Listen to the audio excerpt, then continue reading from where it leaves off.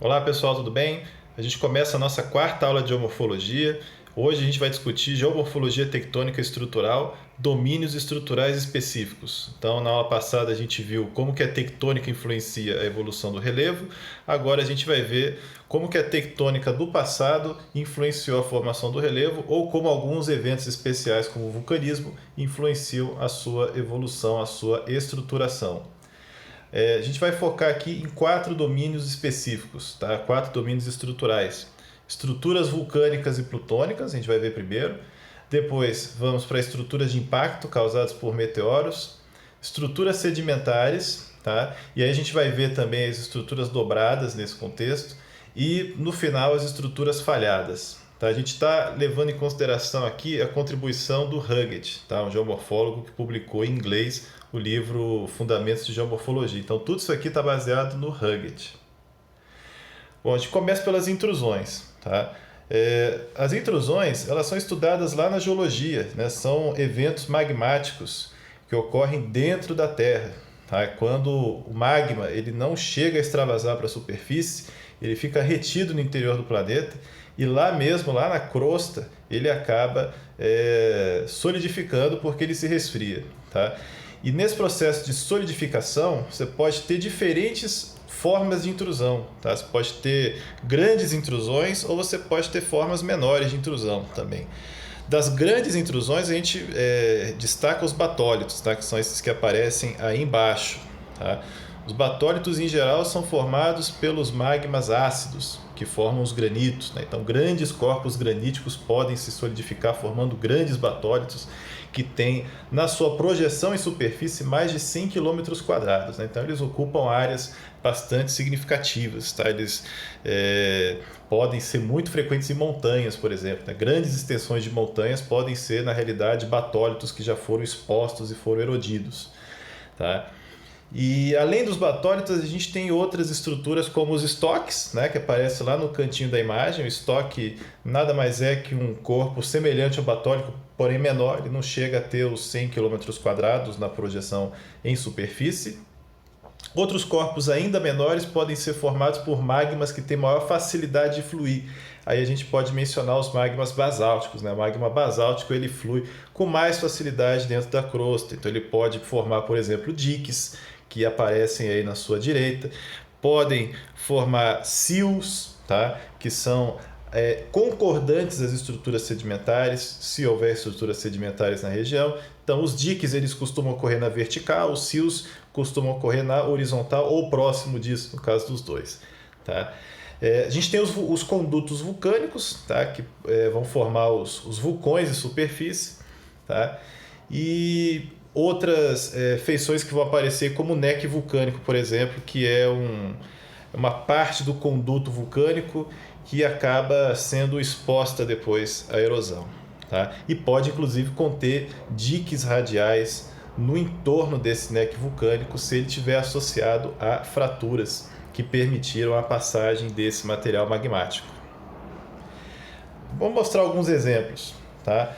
Essa impressionante imagem é de um morro desenvolvido lá no estado do Wyoming, nos Estados Unidos, onde a gente tem o Devil's Tower, tá? Que é a Torre do Diabo. Tá? Então essa torre, ela na verdade é um neck vulcânico, ela é constituída de rochas magmáticas bastante resistentes, ou seja, elas sobreviveram ao ataque da erosão e por isso formaram esse relevo positivo, esse relevo que fica aí destacado em relação ao entorno.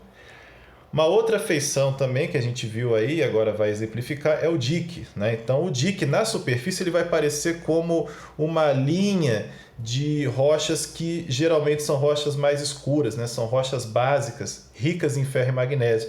Então aqui você tem o diabásio, por exemplo, que é uma das rochas mais frequentes em diques. Tá? Então o dique de diabásio ele pode aflorar na superfície, você pode ver esse diabásio e ele vai encontrar-se de maneira discordante em relação a rochas no embasamento. Tá? Pode cortar granitos, pode cortar rochas sedimentares, enfim. Esse é um exemplo que a gente encontra lá em Santa Catarina, tá? De um dique de diabásio que aparece aí bem na faixa litorânea. Né? A faixa litorânea é boa para ver essas exposições, que é um ambiente que tem muita erosão, então normalmente você não forma solo em cima, não forma vegetação, você consegue ver as rochas com mais facilidade. Batólitos existem inúmeros exemplos, né? Para quem mora em São Paulo, o exemplo mais próximo é a Serra da Cantareira. Então a Serra da Cantareira é um batólito, na verdade é um batólito que foi exposto, porque as camadas que estavam em cima dele já foram erodidos. Isso foi exposto pela erosão, então, e aí ele é constituído de granito, né? Tanto que a gente tem várias áreas de mineração de granito na Serra da Cantareira, entre Mariporã e a zona norte de São Paulo também. O próprio geógrafo Aziz Absaber, né, ele fez um belíssimo estudo de doutorado sobre a geomorfogênese da região de São Paulo, sobre o sítio urbano de São Paulo, e ele mostrou nos esquemas, né, nos seus perfis topográficos, que é uma ferramenta muito legal para você analisar o relevo e comparar, inclusive, com as litologias. Ele mostrou que a Serra da Cantareira ela corresponde exatamente à região onde existem os corpos de granito, né? Então, os corpos de granito eles acabaram sustentando formas positivas também, formas que se ressaltam em relação ao entorno, tá? E essas formas ficam assim, como a gente já destacou, por conta da erosão. Tá? Então essas rochas mais duras, rochas mais resistentes, que sobrevivem ao ataque do intemperismo químico e físico, elas vão formar essas áreas mais altas da paisagem. É o que acontece aqui na Serra da Cantareira, em São Paulo. Só lembrando que o morro Pico do Jaraguá, ele fica próximo à Serra da Cantareira e não é feito dessa mesma rocha. Ele é feito de uma outra rocha que também é muito resistente, que é o quartzito. Tá? Então o quartzito sustenta o Pico do Jaraguá, faz com que ele se destaque bastante na paisagem. Bom, um outro corpo também que é um corpo intrusivo muito grande que a gente tem no Brasil, é composto predominantemente por sienitos, forma a estrutura de Poços de Caldas, que lá no passado já deu sustentação a vulcões. Hoje esses vulcões não existem mais, hoje o que a gente tem é a estrutura abaixo desses vulcões que está exposta, ou seja, são essas áreas plutônicas, né, essas áreas intrusivas que estão expostas, formando o Planalto de Poços de Caldas, que como a gente pode ver nesse mapa aí, que tem as cores representando altitudes, os vermelhos representando as regiões mais altas, você pode notar que Poços de Caldas ficou também formando um relevo positivo em relação ao seu entorno, ou seja, são áreas mais altas em função também dessa resistência das rochas.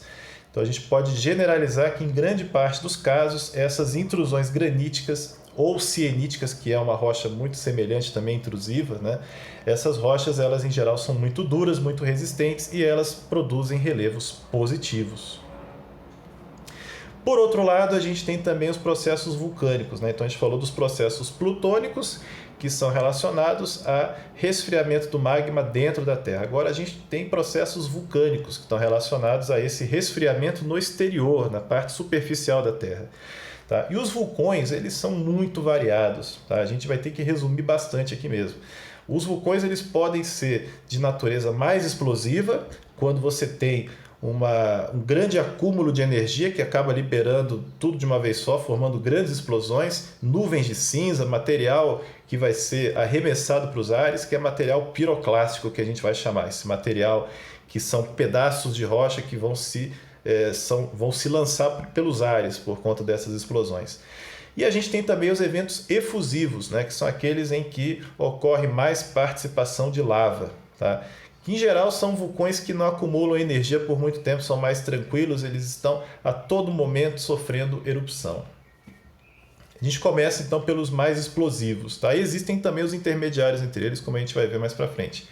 Então esses vulcões mais explosivos, né, ou a gente pode chamar também de piroclásticos por conta do material que ele vai liberar, eles produzem fragmentos que vão se acumular ao redor da chaminé vulcânica, ou seja, você tem a chaminé por onde sai o material e ao redor dessa chaminé a gente vai ter montes de material que vão se acumular, montes de escória, né, escória vulcânica, ou seja, aquele material fragmentado que saiu do vulcão, né, que ficou espalhado no seu entorno. Alguns vulcões eles têm uma erupção mista, né? Então além de ter esse material fragmentado, além de ter os piroclastos, eles também têm uma participação importante da lava, né? Então a própria lava ela tem uma participação importante aí também. E os dois eles vão se alternar, então você vai ter um período aí de uma erupção mais explosiva, mais rica em material piroclástico, e vai ter períodos de erupção mais calma, mais tranquila, mais frequente, com o extravasamento de lava. E a gente vai ter a formação de vulcões com estratos alternados de lava e material piroclástico. Isso vai dar origem a um vulcão que a gente chama de estratovulcão. Tá? É o exemplo aí do vulcão que a gente tem lá nas Filipinas, tá? No Monte Mayon. Na Itália tem o Monte Vesúvio, que também pode ser considerado um exemplo de estratovulcão. Eles, em geral, têm essa forma aí de um cone simples, tá? Uma chaminé simples por onde o material vai sair na maior parte do tempo. Por outro lado, a gente tem vulcões de lava básica, que são vulcões que têm uma predominância do regime efusivo, tá? Então, dificilmente você vai encontrar uma grande explosão acontecendo aqui. São vulcões que vão agir de maneira mais calma, mais tranquila. Tá? Essas erupções elas vão ser mais frequentes, elas vão produzir menor risco para as pessoas. Inclusive, existe turismo de vulcão em um desses exemplos de vulcão de lava básica, que é o caso lá do Havaí. Né? Então, as pessoas vão lá fazer turismo, vão olhar a lava, um dos poucos lugares do mundo em que é possível ver lava vulcânica, tá? Porque em geral não é assim que acontece nos continentes. Tá? Esse tipo de vulcão ele costuma ter uma declividade bem menor que os outros. Tá? Ele costuma ter uma declividade menor porque ele é constituído por esse material magmático que se espalha com grande facilidade. Então ele se espalha bastante pelas redondezas, ele fica muito amplo, ele fica muito largo. Tá? E isso acaba ajudando a explicar a sua baixa declividade. Tá? E eles têm uma grande participação da lava na sua constituição, né? na constituição desse cone, que é um cone bastante largo, e uma pequena participação de material piroclástico. Né? Tem também, mas é em menor quantidade. No caso das erupções basálticas, a gente também pode ter grandes derrames. Né? Então ali a gente viu um vulcão que funciona basicamente com erupção de basalto, de magma basáltico, que é um magma mais fluido, né? Ele flui com mais facilidade. Em algumas ocasiões você pode ter grandes rachaduras na crosta da Terra pelas quais passam esses magmas basálticos. Tá? E essas grandes rachaduras elas vão formar os grandes derrames de basalto, que também pode ser chamado de traps. Tá?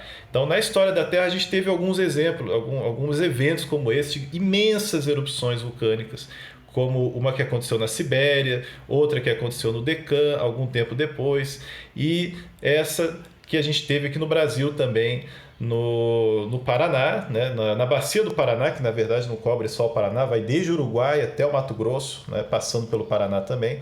E essa grande bacia ela tem camadas sedimentares e tem um estrato ali, tem uma camada que é ígnea, de origem vulcânica, né? Formando hoje grandes extensões de basalto. Inclusive, esse basalto hoje é exposto à ação do intemperismo e produz, através também da pedogênese, solos muito bons para a agricultura, como vocês verão em pedologia. Esse pacote de basalto que a gente tem no Paraná, ele continua lá na África. Então, lá em Angola, lá na Namíbia, também existem extensões desse basalto. Tá?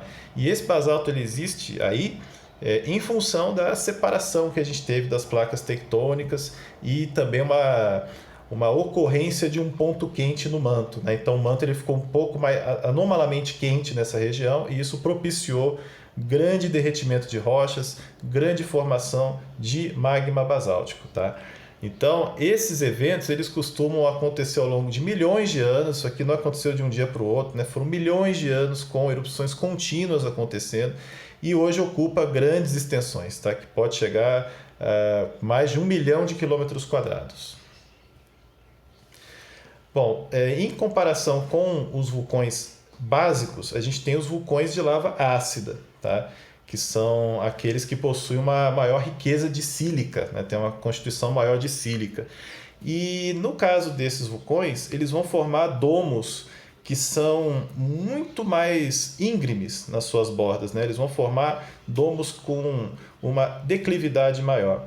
Por que isso acontece? Porque são lavas com uma dificuldade muito grande de fluxo. Tá? E quando acontece de ter um fluxo de lava, tá? Esse fluxo de lava acaba não atingindo regiões muito distantes, ela fica muito retida ali por conta da sua grande viscosidade.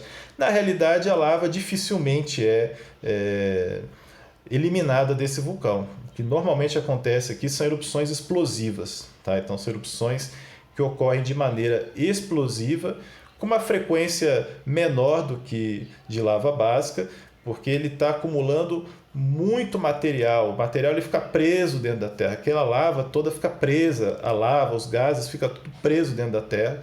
E quando solta tudo de uma vez, né? E aí a gente tem uma grande explosão acontecendo. São erupções muito violentas, muito perigosas para quem está perto delas. Um outro tipo de feição de origem vulcânica que a gente estuda são as caldeiras. Tá? Então, as caldeiras elas são depressões que podem se formar quando grandes bolsões de magma se esvaziam. Né? Então, se tem um grande bolsão de magma que se formou, uma imensa erupção vulcânica aconteceu e depois dessa imensa erupção vulcânica teve um esvaziamento do pacote magmático. Isso faz com que acima desse pacote as camadas rochosas afundem, tá? E esse afundamento ele vai acontecer num raio de vários quilômetros, pode ser dezenas de quilômetros inclusive, tá? O que forma uma feição arredondada, que foi apelidada de caldeira pela sua semelhança morfológica. Um exemplo que a gente tem é a caldeira vulcânica de Yellowstone, lá nos Estados Unidos também. Então, em Yellowstone, a gente tem ciclos de preenchimento desse bolsão magmático e grandes erupções que ocorrem a cada 1,5 milhão de anos. Né? Então é muito tempo acumulando magma, acumulando energia, e as erupções que ocorrem são imensas, são cataclísmicas, são erupções que o ser humano nunca viu acontecer. Tá?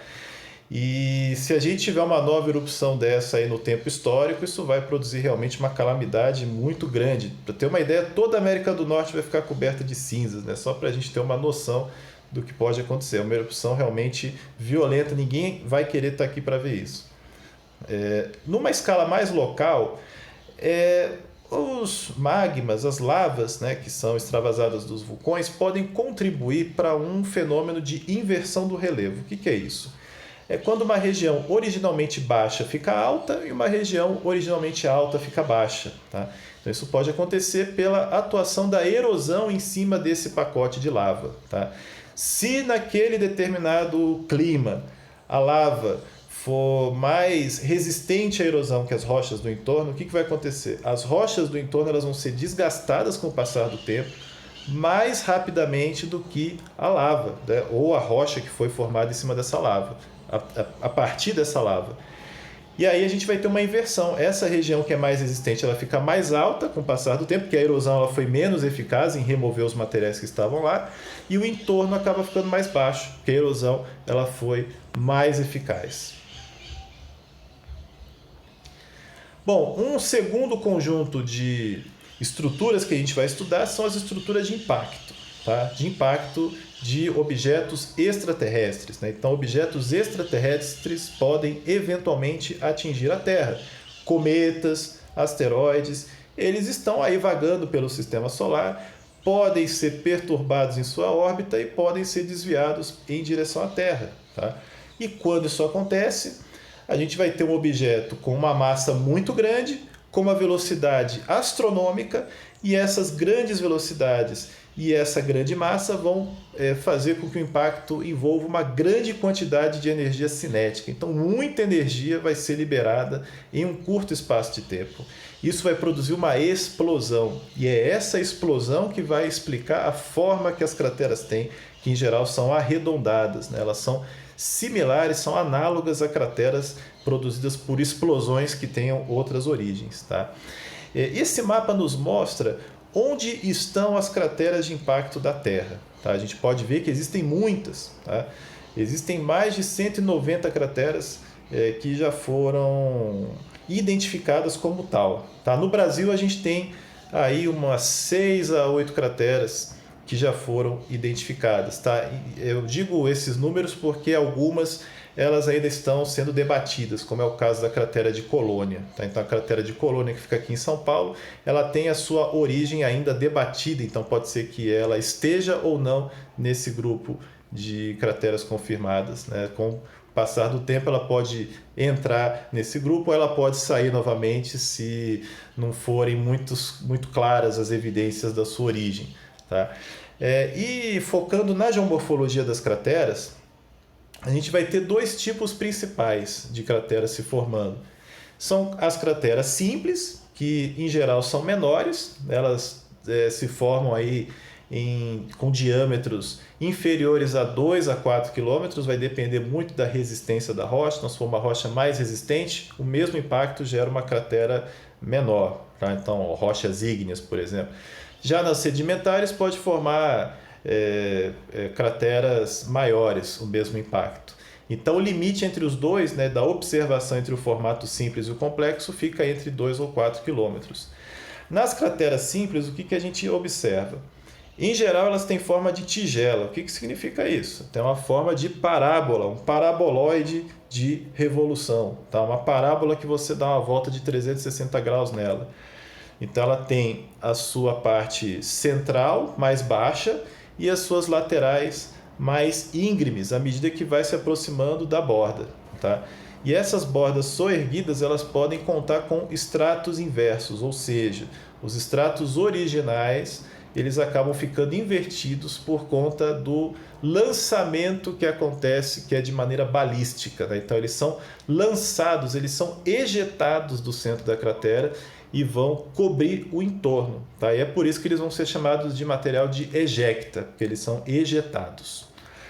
Um segundo tipo de cratera é a cratera complexa. Tá? Elas vão exibir uma forma mais complexa, como você pode ver aqui na imagem do lado. Né? Então a cratera da Serra da Cangalha, no Tocantins, é um exemplo de cratera complexa. Por quê? Porque ela não tem uma forma simples de tigela.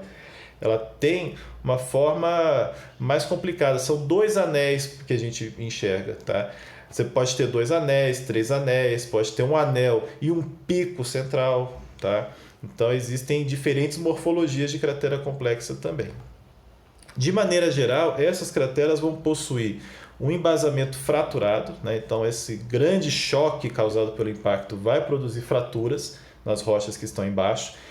Tem material derretido, que são esses melts que aparecem aí, né? São materiais derretidos que se formam por causa das altas temperaturas envolvidas. E também as brechas, né? Que são materiais fraturados intensamente. Né? A rocha, quando ela foi intensamente triturada, ela vai formar essas brechas que vão ficar ali disponíveis para alguém depois avaliar e estudar.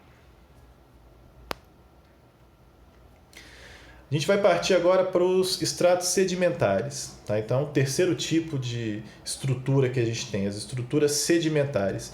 Se essas estruturas sedimentares foram formadas, por exemplo, embaixo de um oceano, depois elas foram soerguidas, tá? Depois elas permaneceram na horizontal, como originalmente eram, elas vão formar um tipo de relevo característico. Tá? Pode formar um relevo de grandes chapadas, de grandes planaltos planos nesse caso. Tá? Eles vão ficar planos, propriamente ditos. E isso decorre da interferência das estruturas das rochas. Né? Então a rocha sedimentar ela favorece que o relevo evolua dessa maneira, né? Formando patamares planos. Tá? No caso, esse grande patamar plano ele pode ter a origem deposicional. Né? Então essas rochas elas foram formadas de sedimentos que foram depositados no fundo de um lago, no fundo de um oceano, de maneira plana. Tá? E essa planitude ela pode se manter na paisagem mesmo após o seu erguimento, né? Se não tiver uma grande modificação em cima dela. Por isso que a gente tem a formação desses relevos planos. Tá? Então, em áreas de grandes bacias sedimentares no Brasil, isso é comum acontecer. Na bacia do Parnaíba, na bacia do Paraná. Tá? Lá no São Francisco existem algumas bacias sedimentares também que vão revelar essas estruturas. Tá? Bacia do Parecis. Então, em geral, elas vão formar chapadas. Tá? No caso aqui, a Chapada dos Guimarães, tá? A Serra Geral de Goiás, como a gente tinha visto na imagem anterior, são exemplos dessas feições de relevo, as chapadas, né? Que tem um topo plano e as bordas podem ser íngremes. Nessa borda íngreme, aí ela já está condicionada por algum extrato mais duro dentro dessa sequência sedimentar, geralmente, né? Então essa camada mais dura ela não se permite ser tão facilmente destruída, né? Então ela vai persistir, ela vai resistir enquanto um degrau, tá? Um degrau de origem erosiva, não tem nada de tectônico nesse degrau aqui, tá? Já não tem nada a ver com uma Serra do Mar, por exemplo, como a gente vai ver depois. Aqui tem um pequeno modelinho que mostra o que pode acontecer numa paisagem de estruturas sedimentárias originais. Você pode ter um rio cruzando essa paisagem que vai sofrer uma incisão, ela vai erodir essas camadas ao longo do seu vale, e esses vales podem se expandir, né? O vale do rio principal e dos seus rios tributários podem se expandir, e essa expansão pode levar a um acréscimo de áreas deprimidas e uma redução relativa das áreas mais altas, tá? Essas áreas mais altas elas podem sobrar como formas menores, como chapadas, como mesas, tá? Essas mesas são as formas menores que a gente encontra. Então, por exemplo, a gente tem lá no Grand Canyon um rio que está formando uma incisão dentro de uma sequência de rochas sedimentares. Essas rochas aqui, elas são, boa parte delas, de fundo marinho, né? Então, elas foram formadas há milhões de anos em ambiente marinho e só recentemente, há 1 milhão ou pouco mais de anos atrás, elas foram expostas pela erosão fluvial, né? Então, as rochas elas foram formadas antes e esse vale foi formado bem depois pela erosão fluvial. Com o prosseguimento desse processo erosivo, a gente pode ter a formação de uma paisagem em que os setores altos ficam em áreas mais restritas. É o caso lá do Monument Valley, também nos Estados Unidos, né? Em que você tem áreas mais baixas predominando na paisagem e alguns remanescentes, alguns morros que são, a gente pode chamar esses morros aqui de morros testemunhos, né? Porque eles vão ter os mesmos estratos das rochas. Então você pode comparar esses diferentes morros e ver que eles têm as mesmas rochas. Então eles são testemunhos de uma época em que tudo isso aqui era preenchido por essas rochas sedimentares. Em São Paulo a gente tem a Serra do Itaqueri, que é um exemplo, é uma região, é um segmento das cuestas basálticas que a gente tem formadas na Bacia do Paraná, tá? Então, como que ela se forma? Ela é sustentada também por uma rocha mais dura, né? O basalto, no caso, vai formar essa sustentação. Só que, diferentemente dos modelados que a gente viu antes, as camadas sedimentares elas não estão na horizontal, elas estão levemente inclinadas, estão um pouquinho só inclinadas. Essa inclinação é suficiente para formar uma outra forma de relevo, que a gente vai chamar de cuesta. Tá? Ela tem uma frente muito íngreme e ela tem um reverso que é bem menos íngreme. No caso, essa cuesta, o reverso dela vai até o interior, o extremo oeste de São Paulo. Tá? Então, nessa região do estado de São Paulo, do centro para oeste, você vai ter uma redução bem gradativa das altitudes. Inclusive, muitos rios vão se instalar nessa direção em função desse condicionamento que a estrutura geológica propicia. Tá? Então, os rios no interior de São Paulo, no oeste, todos eles vão fluir para o oeste graças a essa inclinação dessas rochas sedimentares. Tá? E aí você tem a formação de uma cuesta quando uma camada mais resistente aflora. Tá? Na frente dessa cuesta você pode encontrar também morros testemunhos, como é comum encontrar nessas regiões de São Pedro, na região de Botucatu, Bofete, Pardim, você encontra também esses morros testemunhos, que também contêm as mesmas sequências que estão contidas na frente da cuesta. Bom, um outro conjunto de estruturas são as estruturas dobradas. Tá? Então, as dobras elas podem formar também feições características na Terra. Tá? A gente vai simplificar muito esse tema. Tá? Existe uma vastíssima literatura a respeito de dobras. Tá? E isso pode ser explorado mais intensamente na geologia estrutural. Tá? Aqui a gente vai reter alguns aspectos mais fundamentais. Por exemplo, se a gente tem estratos com idades cada vez mais novas à medida que a gente vai para cima, ou mais velhas à medida que vai para baixo, né? As rochas mais antigas embaixo e as mais novas em cima, essas dobras vão formar anticlinais e anticlinais. Se a dobra for positiva, é anticlinal. Se a dobra for negativa, ela é uma sinclinal. Claro, desde que a gente tenha essa exposição das rochas nesse sentido, tá? As mais antigas embaixo, as mais novas em cima. Muitas paisagens de montanhas na Terra são produzidas em áreas de dobras, né? Então esse é o caso, por exemplo, dos Montes Zagros no Irã. Tá? É o caso das demais cordilheiras que a gente conhece, os Andes, os Alpes, Himalaias, né? As Rochosas, possuem muitas rochas dobradas. Tá? E essas rochas elas são dobradas não numa condição normal aqui da superfície da Terra, elas são dobradas em profundidade geralmente. Né? Então algumas rochas elas requerem grandes profundidades para serem dobradas, tá? Então são rochas que são muito resistentes, são muito competentes, então é muito difícil dobrar essas rochas. Elas exigem altas temperaturas, um tempo muito longo para que isso aconteça, e altas pressões também. Outras são menos competentes, caso de materiais argilosos, por exemplo. Elas podem ser dobradas com mais facilidade, com temperaturas não tão altas, com pressões não tão altas, né? Elas podem também ser dobradas. Então você vai ter uma diversidade grande também nessa origem das dobras, tá? Então aquelas dobras que estão mais que são formadas em menor profundidade, em geral são em rochas sedimentares como argilitos, né, que são facilmente dobráveis. Aqui a gente tem um exemplo lá no Canadá também de estratos sedimentares que foram sendo dobrados com as compressões em limite convergente de placa tectônica. Na China também tem esse exemplo em áreas montanhosas que estão atrás dos Himalaias, né, em relação à placa indiana. No Brasil também temos exemplos de dobras. Poxa, mas no Brasil nós não temos limite de placa. Tudo bem, não temos hoje, mas no passado já teve convergência aqui dentro do território brasileiro. No chamado ciclo brasiliano isso aconteceu, tá? Quando diferentes blocos continentais se uniram para formar a Gondwana, a gente teve movimentos de convergência entre eles, tá? E isso gerou compressão nas rochas. Então a Serra do Espinhaço, por exemplo, é um testemunho disso, tá?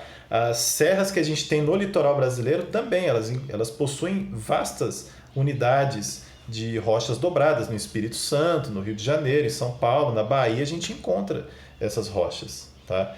Então, no Brasil já teve ocasiões para que isso acontecesse. Uma coisa que interessa também na evolução do relevo posterior à dobra é entender o que acontece com essas rochas enquanto elas estão sendo dobradas, né? O que acontece é que essas rochas elas vão numa superfície, naquela superfície que está sendo esticada, elas vão desenvolver pequenas fraturas que vão ser depois exploradas pelo intemperismo e pela erosão. E onde elas estão sendo comprimidas, essas fraturas em geral não se desenvolvem, tá? Então a existência dessas fraturas vai influenciar muito a maneira como o relevo evolui. É o que a gente pode ver no exemplo dessa anticlinal. Aqui a gente tem uma anticlinal que acabou sendo erodida ao longo do seu eixo principal. Tá? Ela acabou sendo erodida justamente ali onde houve essa distensão maior das rochas enquanto elas estavam sendo dobradas, a formação de muitas pequenas fraturas que foram sendo aproveitadas pela água para produzir intemperismo. Então, normalmente, com o passar do tempo, a gente tem o desenvolvimento de vales ao longo dessas anticlinais que no passado, dentro da Terra, eram as partes mais altas das dobras, né? Mas uma vez expostas, elas acabam ficando mais baixas, elas acabam sendo exploradas pelo intemperismo e, consequentemente, pela erosão. Em outros casos, a gente tem uma sinclinal que poderia ser a parte mais baixa do relevo no momento inicial, mas que ela pode se tornar a parte mais alta, formando uma sinclinal alçada. Quer dizer, ao longo dessa sinclinal, as rochas elas aparecem de maneira mais resistentes. Uma coisa que a gente tem que notar também nessas ilustrações é que algumas camadas rochosas são mais duras do que outras. E essas camadas que são mais duras, elas acabam se ressaltando na paisagem. Então, cada vez que uma camada mais dura é revelada, uma crista linear acaba se desenvolvendo. Isso é muito comum na região de Brasília, Goiás, tá? No sul do Tocantins, você tem essas dobras. No Mato Grosso também tem, Mato Grosso do Sul, tem várias regiões dobradas no Brasil em que você encontra essas feições. Nos Estados Unidos, os Montes Apalaches, tá? Eles também exibem essa feição, quer dizer, cristas formadas onde as rochas mais duras afloram. Em vários cinturões dobrados no mundo a gente consegue ver isso acontecer. Bom, você pode ter composição de dobras também. Então, se a gente tiver, por exemplo, anticlinais duplos, ou seja, dois anticlinais transversais um ao outro se desenvolvendo, isso pode dar origem ao domo, tá? Em que as camadas mais centrais vão ser expostas, as camadas mais baixas, desculpe, vão ser expostas na região central, enquanto que nas bordas você vai ter as camadas mais altas expostas, tá? Então isso aqui pode formar um conjunto de anéis, né? Esse domo ele pode dar origem, depois da erosão, a um conjunto de anéis que pode ser facilmente confundido com uma cratera de impacto. É claro que se a gente olhar só a morfologia, se a gente olhar a estrutura geológica, a gente vai ver que se trata de um domo e não de uma cratera de impacto. Sinclinais duplos, né, que são aqueles que são rebaixados, eles podem formar uma bacia, né? Então você pode também ter esse conjunto de anéis concêntricos entre si, que também podem ser confundidos com estruturas de impacto. Bom, ao final a gente vê as formas controladas por falhas, né? Então, falhamentos são muito comuns nos continentes, tá? Em geral, as rochas estão falhadas porque lá no passado elas foram submetidas a esforços compressivos ou distensivos, né? Em função da tectônica. Então, as falhas são muito comuns. Elas são muito comuns, elas são muito presentes e elas têm também um papel importante na evolução do relevo, tá? O que é uma falha? Vamos relembrar. A falha é um tipo de fratura, tá? Como a gente estuda lá na geologia. É um tipo de fratura na qual existe um deslocamento relativo entre as partes. Então, teve uma parte que se deslocou em relação à outra, uma falha está se desenvolvendo.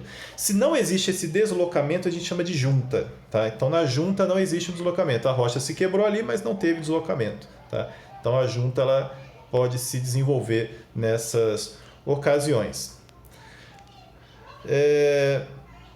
As falhas elas são de diferentes tipos, tá? Em função dos movimentos relativos entre os blocos, em função dos regimes que controlam essas falhas, tá? Então, para que uma falha aconteça, tem que haver uma distensão, ou tem que ter uma compressão, ou uma força que seja cisalhante, como a gente vai ver numa imagem aqui para frente, tá? A gente vai começar pelas distensivas. No caso de uma falha distensiva, né, uma força distensiva, a gente tem a formação de um tipo específico de falha que vai acomodar essa expansão das rochas. Então, as rochas elas vão agora ter que ocupar uma área maior. E para que elas ocupem essa área maior, elas vão se quebrar, elas vão formar pedaços que vão rotacionar de uma maneira que elas acabem ocupando essa área maior. E para que isso aconteça de maneira mais eficiente, você tem a formação de uma falha do tipo normal. A gente vai ter um bloco que vai descer, um bloco que vai subir, tá? E entre eles você vai ter um plano inclinado, tá? Então, olhem bem esse plano inclinado que está aqui ao meu lado, dividindo o teto e o muro. E a gente tem que observar como que os blocos eles se comportam dos dois lados desse plano inclinado, tá? Se a parte que está acima do plano inclinado, que a gente pode ver nessa imagem, que o que está acima do plano inclinado é o que está à nossa esquerda, é o teto, né? Então, aquilo que está acima do plano inclinado, a gente sempre chama de teto. Aquilo que está embaixo, a gente sempre chama de muro, tá? Também existem os termos capa e lapa, respectivamente, tá? Mas no caso dessa imagem aqui, veio teto e muro.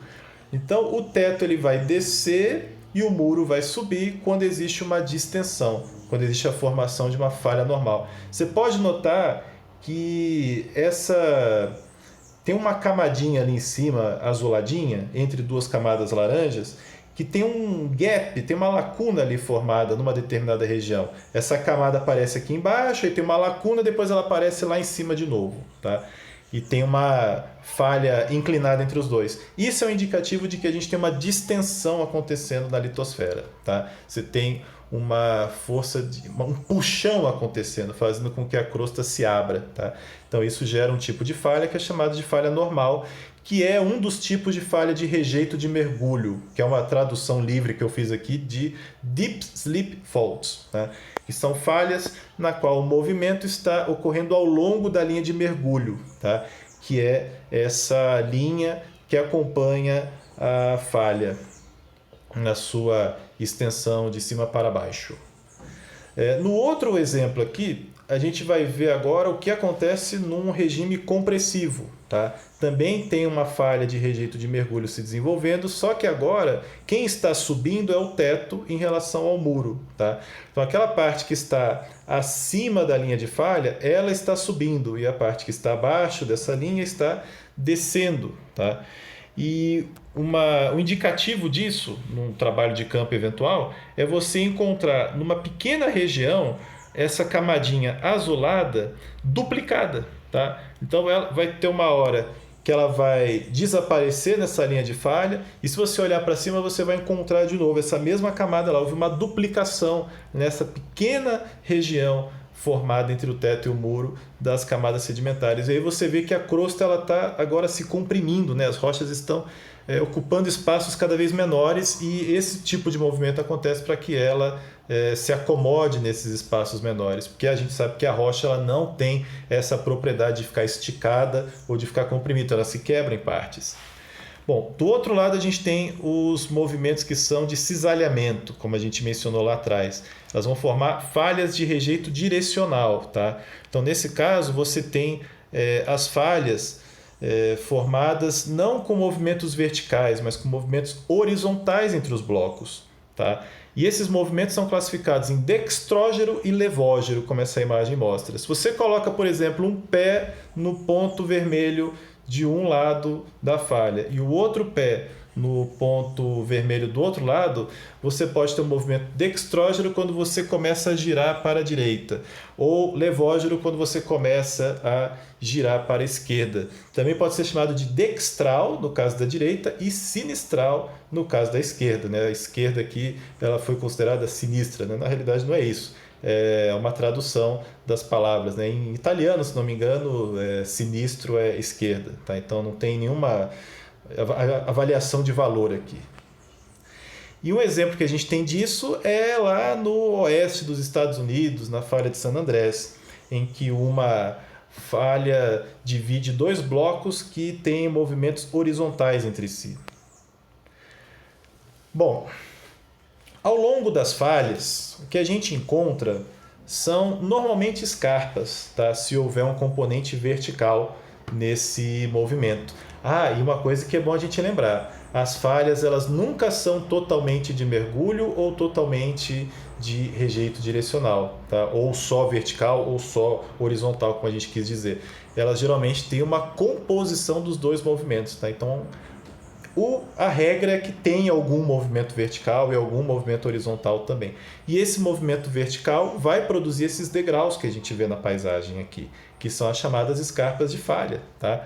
Então, uma vez formado esse degrau, a primeira coisa que a gente vê acontecer na paisagem é a incisão dos rios. Então, os rios eles vão começar a erodir, vão ser os primeiros a responder a isso. Eles vão começar a erodir, vão formar vales mais aprofundados para montante dessa linha de falha. Esses vales vão ser inicialmente muito mais profundos que os demais vales da região e mais estreitos também. Então, isso pode ser um indicativo, inclusive, de um movimento recente de uma falha. Tá? E com o passar do tempo, a gente pode ter a formação desses triangulinhos que aparecem na figura do lado, que a gente chama de facetas triangulares. Quer dizer que o entorno já foi erodido e essa frente de falha não foi ainda suficientemente erodida para que ela desaparecesse. Né? Então isso aqui pode ser um indício também de um movimento tectônico ao longo de uma falha, um movimento vertical, tá? Que a paisagem ainda não teve tempo suficiente para apagar isso aqui. Tá? Com o passar do tempo, a tendência é apagar. Essas falhas elas podem dar origem a escarpas num determinado ponto. Só que essas falhas, com o passar do tempo, elas podem... Quer dizer, as escarpas, com o passar do tempo, elas podem mudar de posição. Por que isso acontece? Porque ao longo da escarpa, você pode ver inclusive nessa imagem, ao longo da escarpa eu tenho declividades maiores. Tá? Essas declividades maiores, elas vão incentivar forças erosivas maiores. Tá? Então a erosão ela vai ser mais intensa ao longo dessas regiões. Tanto a erosão de origem pluvial quanto movimentos de massa vão ser mais intensos. Então a tendência é que essas escarpas se desgastem com o passar do tempo. E com esse desgaste elas podem recuar, inclusive. É o que provavelmente aconteceu aqui no caso da escarpa da Serra do Mar. Tá? A gente tem um exemplo aqui lá do estado do Paraná, esse perfil ele vale para o Paraná, não é igual ao de São Paulo. Né? Aqui a gente tem primeiro, segundo e terceiro planalto no Paraná. Em São Paulo a gente tem planalto litorâneo, planalto atlântico, desculpe, depressão periférica e planalto ocidental. Né? Então essa região intermediária ela não forma um planalto em São Paulo e forma no Paraná. Tá? E lá no início do primeiro planalto a gente tem a Serra do Mar, dividindo, né? Separando o planalto da região litorânea. A Serra do Mar hoje ela está em cima de uma falha chamada falha de Cubatão. Mas acredita-se que ela não foi formada na falha onde ela está hoje, porque até hoje nunca foi encontrado nenhuma evidência de rejeito ao longo da falha, de deslocamento ao longo da falha.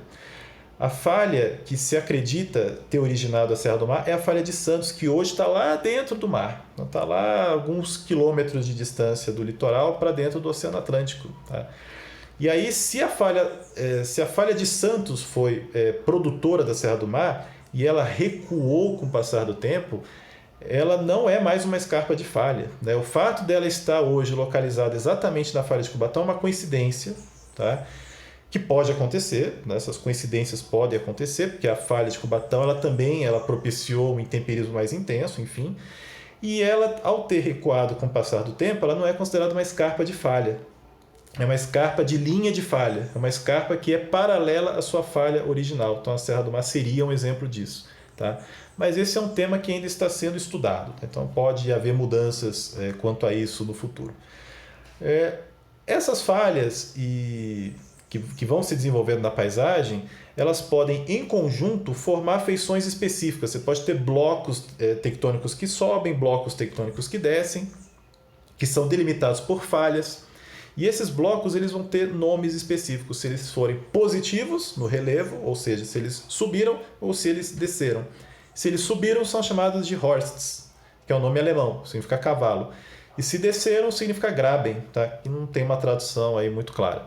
Então, os Grabens são as regiões que desceram, os Horsts são as regiões que subiram. E esses Grabens, quando eles estão alinhados, tem vários Grabens alinhados, eles podem formar uma grande região chamada de Rift Valley, tá? Um vale ao longo do qual você tem uma depressão tectônica se desenvolvendo, que é o que acontece lá na aula passada, a gente viu no modelinho da evolução das placas divergentes. Né? Então, o estágio inicial seria a formação desse Rift Valley. E o exemplo que a gente tem hoje está lá no leste da África, entre os países da Etiópia, Djibouti, Eritreia, até chegar em Moçambique, passando por Tanzânia, a gente tem um conjunto de lagos, né, um conjunto de vulcões formados ao longo de um rift, tá, que é o Rift Valley do leste africano. E acredita-se que aí a gente vai ter a separação entre dois blocos de crosta. Né? Então vai ter a placa africana sendo separada da placa somali, né? Que é uma placa que está ainda em processo de formação, que ainda não se formou. Se a gente olhar próximo à placa somali, placa africana, a gente encontra dois mares. Tá? A gente tem o Golfo de Aden, o Golfo de Aden, e a gente tem o Mar Vermelho, tá? Que são possivelmente outros ramos que tem a ver com a mesma origem, que tem a mesma origem de distensão e de separação de blocos crustais. Tá? Então aqui seria um ramo mais atrasado em relação aos demais. Enquanto lá no Mar Vermelho o mar já está se abrindo, né? O mar está se abrindo, isso geologicamente falando, e o Golfo de Aden também está se abrindo, no continente africano a gente tem uma região em que o mar ainda não se formou, mas que futuramente ele provavelmente vai se formar se isso continuar acontecendo. Bom, quais são as consequências disso que a gente viu ao nosso contexto brasileiro, né? A estrutura e o relevo brasileiro, né? Como que essas estruturas ocorrem no Brasil? Bom, aquele grande derrame vulcânico que a gente viu, ele está sustentando grande parte dos planaltos do sul, né? Então, o planalto meridional do Brasil, ele está nessa área que a gente vê aí mais no sul, entre Mato Grosso e Rio Grande do Sul. Então, uma rocha ainda bastante resistente, que sustenta as cuestas e que forma planaltos com feições mais tabulares, ou seja, com topos mais planos, não são topos muito íngremes. Tá? Não são topos com característica, por exemplo, aguda, né? Mais aguçada, enfim, são mais planos. E existem também áreas que são dobradas no Brasil, tem muitas áreas dobradas no Brasil. A gente tem essa linha branca, que eu achei essa cor branca meio exagerada para as altitudes do Brasil, porque isso aqui parece neve, né? Não tem nada de neve no Brasil, pelo menos não na maior parte do tempo. Mas essas linhas brancas que a gente vê paralelas ao litoral, elas são as áreas mais altas e que em geral são cinturões dobrados, né? Então a gente vê essas estruturas dobradas ao longo dessas faixas. A gente vê uma faixa lá no interior do Brasil, em Goiás, a gente vê uma outra faixa que vai da Bahia, passando por Minas Gerais, até São Paulo, Paraná, né? No Paraná ela fica no primeiro Planalto, tá? Em São Paulo fica no Planalto Atlântico, tá? E no Rio de Janeiro a gente tem também maior parte do território do estado formado nesses cinturões dobrados, em que a gente vai encontrar muitas cristas de serras, muitos vales paralelos entre si, em função da exposição dessas rochas, que são mais duras e que são menos duras de maneira alternada. Tá? Em relação à cratera de impacto, existem várias que estão espalhadas pelo território, né? No Tocantins, no Maranhão, no Piauí, São Paulo, Paraná, Santa Catarina e Rio Grande do Sul a gente tem também, Mato Grosso, não sei se eu mencionei. Enfim, elas não aparecem nessa escala, né? Então a gente pode ver que das estruturas que a gente estudou, as crateras de impacto são as que ocupam o menor espaço aqui no território brasileiro, até onde a gente sabe, pelo menos. Né? Até hoje a gente não sabe se outras rochas deformadas também são estruturas de impacto antigas que já foram bastante erodidas. Tá? As estruturas sedimentares elas aparecem em várias regiões, tá? Que no mapa aqui da esquerda estão em amarelo. Tá? Então, em amarelo a gente tem as bacias sedimentares, então a gente pode ver que elas ocupam vastas extensões. E essas estruturas elas podem estar ou horizontais ou inclinadas. No caso aqui da bacia do Paraná, por exemplo, né? Na região central elas estão mais horizontais. Nas periferias da bacia do Paraná a gente encontra esses estratos de maneira inclinada, né? Como se estivesse formando uma depressão, vamos dizer assim, por um abaulamento na realidade, por conta desse sobrepeso gerado pelo acúmulo de pacotes. Né? Então as regiões mais a leste da bacia do Paraná elas acabaram ficando inclinadas e isso propiciou a formação de cuestas. Onde os estratos estão mais horizontais, a gente tem a formação de chapadas. Né? Então a Chapada dos Parecis é um exemplo disso, a Chapada dos Guimarães, a Serra Geral de Goiás, que na realidade é um grande chapadão também, é um exemplo disso. Também a Chapada do Araripe. Né? Então são áreas em que a gente tem essas camadas horizontais sustentando o relevo. Tá? E no final a gente viu as falhas, né? As grandes falhas. O melhor exemplo que a gente tem aqui é a Serra do Mar, né? Que é uma estrutura formada paralelamente a uma linha de falha. Né? No passado, ela foi formada ao longo da falha e ela recuou possivelmente com o passar do tempo. E a sua companheira, sua irmã gêmea, que é a Serra da Mantiqueira, que está mais para o interior de São Paulo, né? Divisa com Minas, Rio de Janeiro. A gente encontra também uma outra grande estrutura falhada. Bom, pessoal, espero que vocês tenham aproveitado essa aula sobre as estruturas e a evolução do relevo. Como falei, a gente usou essa referência principal, Huggett, Fundamentos de Geomorfologia, e uma outra referência interessante também é o livro do Teixeira Guerra e Cunha, né? E o capítulo específico, que é o capítulo do Penha, que fala sobre isso. Bom, então a gente vai voltar depois com a geomorfologia climática. A gente encerra aqui essa primeira parte que trata das estruturas de origem endógena. Depois a gente vai trabalhar as formas que têm origem exógena. É isso, gente. Até mais. Até semana que vem. Tchau, tchau.